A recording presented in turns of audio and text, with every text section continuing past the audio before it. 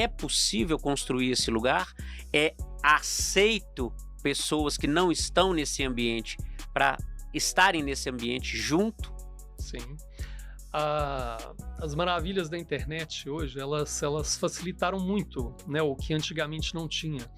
Tem uma passagem que diz que uma criança hoje de 6 anos de idade, ela tem muito mais informação do que um rei dos anos passados, por causa do número de informações e o que ele tem possibilidade de buscar hoje no toque de um celular. Você tem gratuitamente uma série de ofertas, né, de como se comportar, de como se portar, depende do que você vai escolher. Está aí para qualquer um hoje buscar conhecimento, mas conhecimento de qualidade. Não é porque você nasceu em um berço não nobre que você necessariamente você vai continuar aquela condição eternamente. Né? Tem uma pessoa que nós conhecemos muito bem, que chama Geraldo Rufino, que tem uma fala fantástica, que fala que ele é como ele é hoje, está no lugar onde ele está, com uma família maravilhosa, financeiramente muito bem resolvido, porque ele, apesar de ter construído o início de vida dele a partir do lixo, foi uma pessoa que, para quem não conhece a história dele, só buscar na internet, chama Geraldo Rufino, uma pessoa fantástica, de coração enorme e um excelente empresário, acima de tudo. Ele diz que ele não deixou nunca, apesar de estar no lixo, o lixo entrar dentro dele. Da mesma forma, eu falo com um profissional que quer caminhar dentro do alto padrão. Saiba o que buscar, né? Busque sempre o melhor e não tenha receio, nem vergonha, nem timidez em buscar sempre o melhor. Volto a dizer, tudo depende do tamanho do seu sonho. É o que você vai buscar. Você citou uma pessoa sensacional, um forte abraço aí para o Rufino, exemplo maravilhoso de vida, de luta, de negócio e de alma, né? Uma alma aberta e doadora também. E por falar em doação, por falar em conexão, eu queria que você falasse um pouquinho, Marcelo, da importância das conexões nesse segmento. Como que é construído esse lugar, o que buscar, como um profissional pode utilizar essa rede de pessoas também para se tornar uma rede de negócios? Sim. Nada que se faça na vida, nada que você disponha a buscar, eu acredito, sempre acreditei nisso, eu acredito que tenha dado certo, nada forçado. Você não força nada, você não força uma pessoa a gostar de você, você não força querer estar num ambiente a qual você ainda não pertence, mesmo que você venha a pertencê-lo no futuro, mas não nada forçado. Como construir isso? Conhecimento. Busque os caminhos certos, né? Hoje você tem a internet, ela é muito tranquila, mas você tem que saber filtrar. Mas buscar informações, livros, informações, o podcast do Capanema, né, todo um contexto. Registraram isso aí? Registrou? Grifou? Eu vou querer um corte exatamente do Marcelo, que eu admiro, falando o podcast do Capanema. Exatamente. Seguramente são fontes que te trazem. Há um pouco tempo atrás, uma pessoa me perguntou sobre livros, né? A gente pode citar diversos livros, né? Mas tem um que foi lá atrás, porque ele teve um momento especial na minha vida, porque uma frase que aconteceu e ela foi aplicada no momento certo, né? Estando no lugar certo, no momento certo, na hora certa e com a pessoa certa.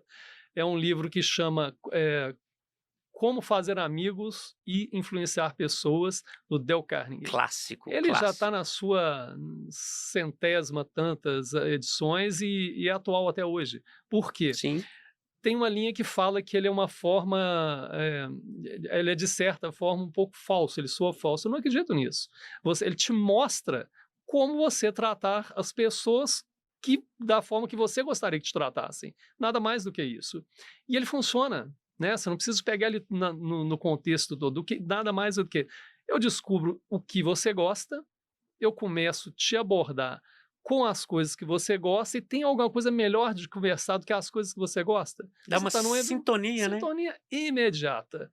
Né? Tem uma passagem dele que fala: se você vai visitar uma pessoa pela primeira vez, um grande empresário, uma pessoa que você tem uma necessidade de tê-lo nas suas proximidades, você olhou para trás, vê a filha dele saltando de cavalo numa hípica. Se você falar da filha dele, né, que se tem uma filha, uma foto ele, a esposa, uma filha saltando de cavalo, você tem dúvida que o bem principal da vida dele é a filha? Você vai ter, se a sua reunião era para acontecer em meia hora, você seguramente vai ter uma reunião para 2, 3 horas. Marcelo, você me fez lembrar uma situação, guardada as devidas proporções. Quando eu estava procurando estágio, isso foi clássico. Eu fiz uma área técnica, né, eletrotécnica, e na concessionária do estado, que aqui em Minas Gerais é a CEMIG, é o auge da carreira, você está no segundo grau, fazer um estágio na concessionária do estado.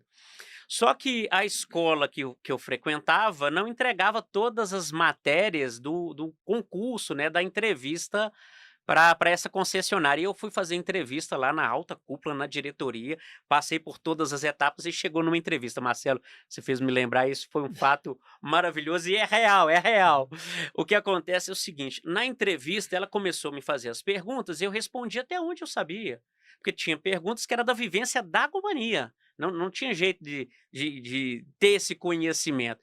Mas eu olhei e eu vi que a filha dela, com um tchutchu de balé, assim, num porta-retrato. E como eu fazia teatro, né, artes cênicas lá na fundação, eu levei o assunto para a área do balé, da área de artes, a entrevista que ia durar uns 40 minutos, ficou 2 horas e fui contratado falando de balé.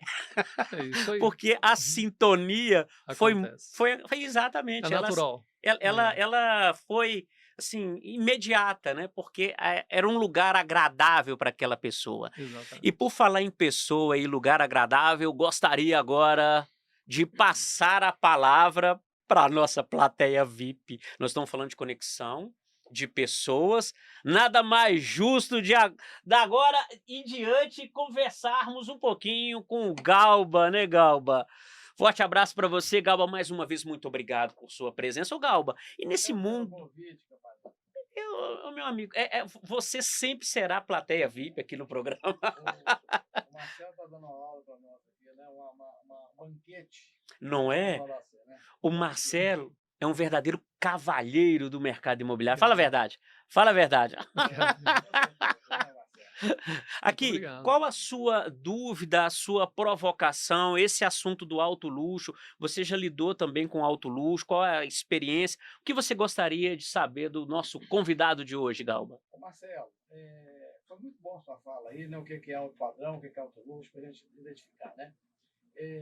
A gente tem, hora que fala em alto padrão, alto luxo, aqueles bairros mais tradicionais. Nós somos aqui em Belo Horizonte, né? Que é a região hoje de Nova Lima, então Belvedere, né? Mas ouvindo isso, eu já tinha até pensado nisso. Não tem um determinado bairro específico para alto padrão, porque você pode construir um alto padrão, um alto luxo em outro bairro, né? Um bairro emergente, um bairro que tem a tradição mineira, nós já temos. O que você acha disso?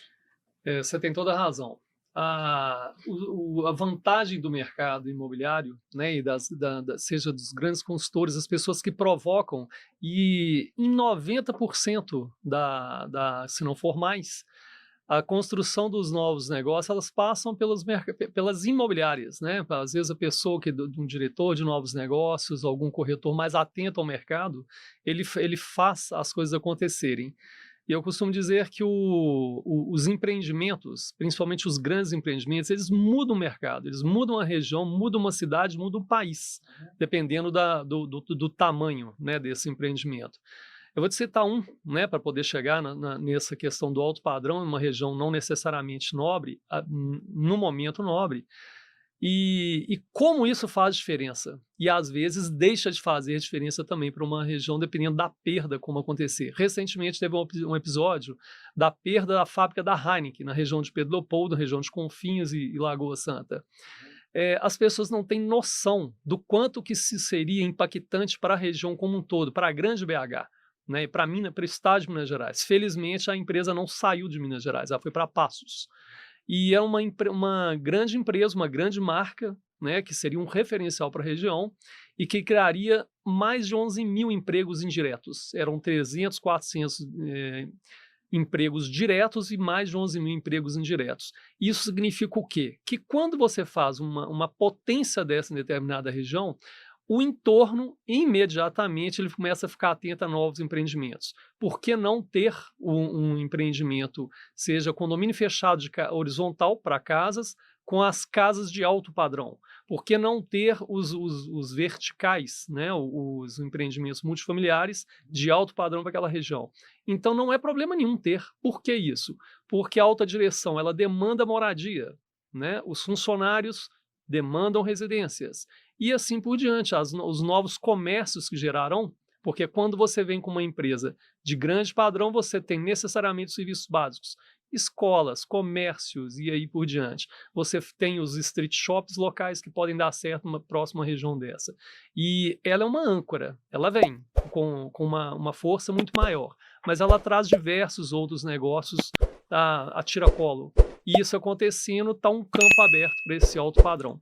Então, as pessoas, né, eu cito muito em Belo Horizonte uma coisa já existente, que é o mercado do Ceasa. Para quem conhece o nosso, ele tem uma característica em que gira muito dinheiro. E esse dinheiro a pessoa tem poder de compra, mas ele não quer morar na região centro-sul de Belo Horizonte, ele quer estar perto para que tenha acesso mais rápido. O dia de um empresário do Ceasa começa às 4 horas da manhã. Então, para ele atravessar a cidade toda fica desconfortável. Ele quer morar bem, mas perto de onde está. E na região ela tem empreendimentos de alto padrão e, diga de passagem, de alto luxo também hoje, né? Isso faz muita diferença. Muito obrigado, Galba. Essa quebra aí de paradigmas, eu acho que ela é muito importante ser pontuada. É uma tendência, né, Marcelo? Hoje, a pessoa procurar morar perto do trabalho. Claro. É porque o trânsito cada vez mais caótico, né, as dificuldades que nós temos. Então, isso é muito importante. Qualidade de vida, né? Qualidade de vida. E você, Galba, tocou num assunto muito importante, que é a questão do investidor. Numa tomada de decisão de uma área, de uma urbanização. Eu queria a sua opinião sobre isso, desses grandes investidores e a influência dos investimentos também na sociedade, no ambiente urbano ali onde ele está inserido. Os investidores têm feito grandes negócios aqui no estado, no Brasil. Você poderia nos apontar algum exemplo que reflita isso, Marcelo? Os investidores internacionais estão vendo esse mercado, essa oportunidade agora? Sim.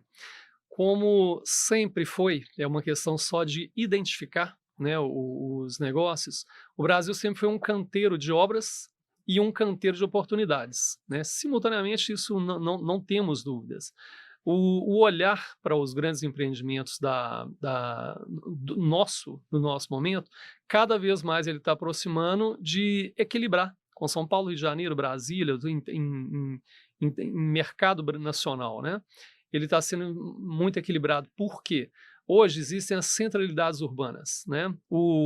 Não tenha dúvida que o nosso trânsito não está muito diferente de qualquer metrópole, né? Hoje, no mundo inteiro, não é só a nível Brasil, não.